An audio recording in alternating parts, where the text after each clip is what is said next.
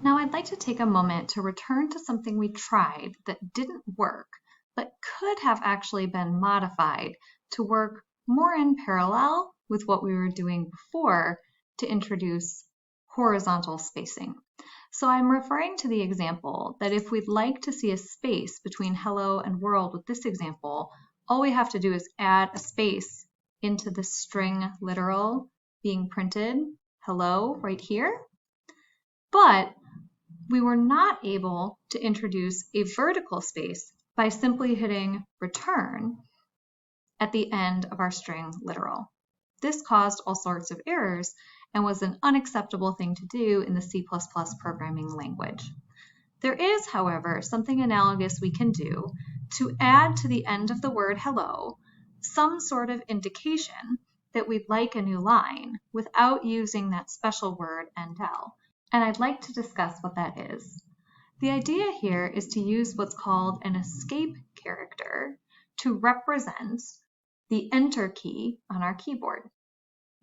Now this word hello is made up of what is called individual characters that correspond to a keystroke for each of those alphabetical keys on the keyboard. In particular, just the letter H is a character, the letter E is a character, and so on. So the word hello is composed of these 5 characters, H, E, L, L, O.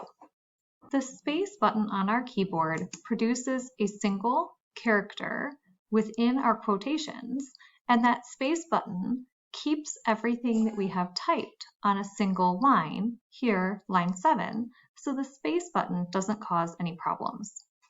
When we hit the enter key, it transitions us to a new line because that enter key has a meaning to us within the IDE.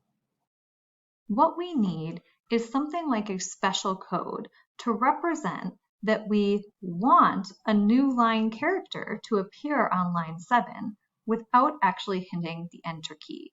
And that's where escape characters come in. So within the C++ programming language, the backslash has a special meaning, which is something of an escape or a don't interpret functionality. So putting a backslash in front of something within the IDE tells the IDE that we don't wish to use that literally, but we wish for it to have a different meaning within the language.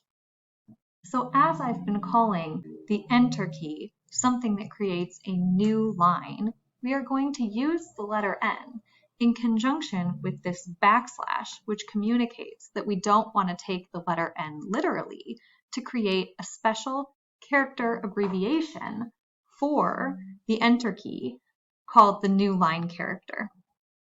And the way we do that is by simply typing a backslash followed by an N.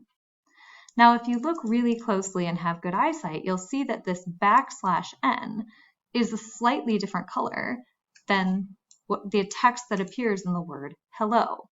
And this is indicating that something else is going on here.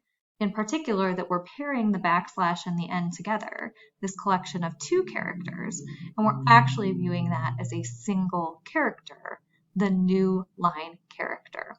This allows us to type something to tell the computer we want a new line within a single line of code, here line 7, therefore not actually breaking the line and contradicting the rules we've established for our programming language. So we'll notice that if we compile this, what's printed to the console is hello world, separated by that enter sign, without any compiler errors and without the use of that end line word. So this is an alternative method we could use to create new lines and vertical spacing within our program. Now it should be noted that there are several other escape characters, but the main takeaway here is that that backslash has a special meaning within our programming language, and it's used to sort of cancel out the reading or interpretation of that symbol as we would normally read it. In other words, we don't see the letter N. What is not printed to the console is hello backslash N. That backslash N is not interpreted as something within the string literal. It is instead interpreted together as a new line character. And we don't literally see the backslash or the N when we run our code.